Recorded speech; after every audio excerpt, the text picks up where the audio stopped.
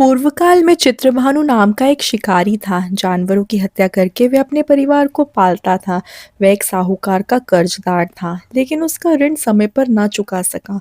क्रोधित साहूकार ने शिकारी को शिवमठ में बंदी बना लिया। संयोग से उस दिन शिवरात्रि थी। शिकारी ध्यानमग्न होकर शिव संबंधी धार्मिक बातें सुनता रहा। चतुर्दशी को उसने शिवरात्रि व्रत की कथा भी सुनी। शाम होते ही साहूकार ने उसे अपने पास बुलाया और ऋण चुकाने के विषय में बात की। शिकारी अगले दिन सारा ऋण लौटा देने का वचन देकर बंधन से छूट गया। अपने दिनचर्या की भांति वह जंगल में शिकार के लिए निकला, लेकिन दिन भर बंदी गृह में रहने के कारण भूख प्यास से व्याकुल था। शिकार खोजता हुआ वह बहुत दूर निकल गया। जब अंधकार हो गया, उसने विचार किया कि रात जंगल में ही बितानी पड़ेगी। वह वन के एक तालाब के किनारे एक बेल के पेड़ पर चढ़कर रात बीतने का इंतजार करने लगा।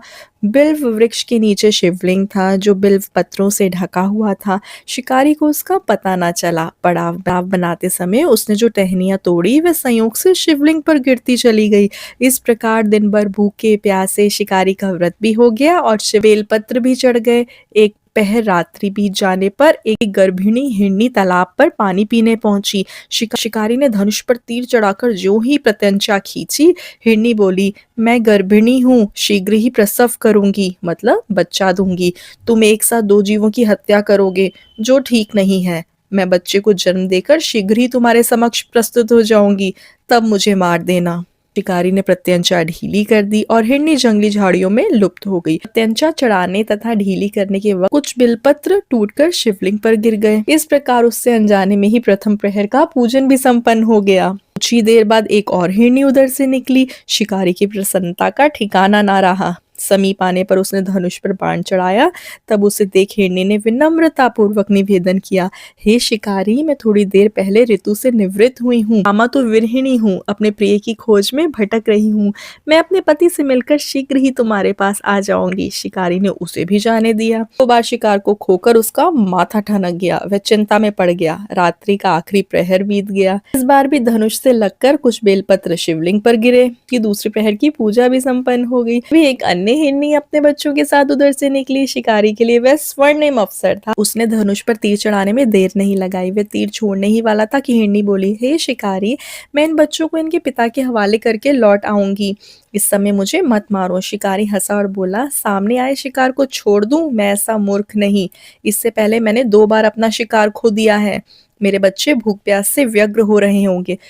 जैसे तुम्हें अपने बच्चों की ममता सता रही है, ठीक वैसे ही मुझे भी। हे शिकारी, मेरा विश्वास करो, मैं इन्हें इनके पिता के पास छोड़कर तुरंत लौट आऊंगी। हिरनी का दुख भरा स्वर सुनकर शिकारी को उस पर दया आ गई। उसने उस मृगी को भी जाने दिया। शिकार के अभाव में तथा भूख प्यास में व्याकुल शिकारी अनजाने में ही बेल वृक्ष पर बैठा बेलपत्र तोड़कर नीचे फेंकता रहा। सुबह होने को हुई तो एक हुष्ट पुष्ट मृग उसी रास्ते पर आया। शिकारी ने सोच लिया कि इसका शिकार वह अवश्य करेगा। शिकारी की तनी प्रत्यंचा देखकर मृगी विनीत स्वर में बोला, हे शिकारी, यदि तुमने मुझसे पूर्व आने वाली 3 मृगियों तथा छोटे छोटे बच्चों को मार डाला, तो मुझे भी मारने में विलंब न करो, ताकि मुझे इनके वियोग में एक क्षण दुख न सहना पड़े।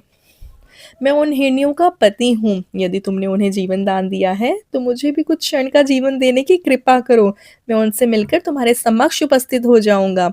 मृग की बात सुनते ही शिकारी के सामने पूरी रात का घटना चक्र घूम गया। तब मृग ने कहा, मेरी तीनों पत्नियां जिस प्रकार प्रतिज्ञाबद्ध होकर गई हैं, मेरी मृत्यु से अपने धर्म का पालन नहीं कर पाएंगी। अतः जैसे तुमने उन्हें विश्वास पात्र मानकर छोड़ा है, वैसे ही मुझे भी जाने दो। मैं उन सबके साथ तुम्हारे सामने शीघ्र ही उपस्थित जाऊंगा।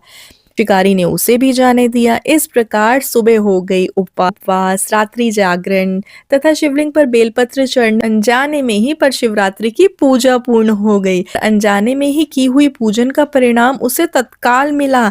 शिकारी का हिंसक हृदय निर्मल हो गया। उसमें थोड़ी ही देर बाद एक मृग सपरिवार शिकारी के समक्ष उपस्थित हो गया, ताकि वह उनका शिकार कर सके। किंतु जंगली पशुओं की ऐसी सत्यता, सात्विकता एवं सामूहिक प्रेम भावना देखकर शिकारी को बड़ी गिलानी हुई। उसने मृग परिवार को जीवन दान दे दिया। अनजाने में शिवरात्रि के व्रत का पालन करने पर भी शिकारी को मोक्ष की प्राप्ति हुई।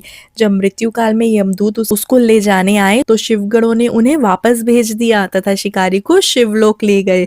अब इस शिव कथा का संदेश ये है कि शिकारी की कथा अनुसार महादेव तो अनजाने में किए गए व्रत का भी फल दे देते हैं।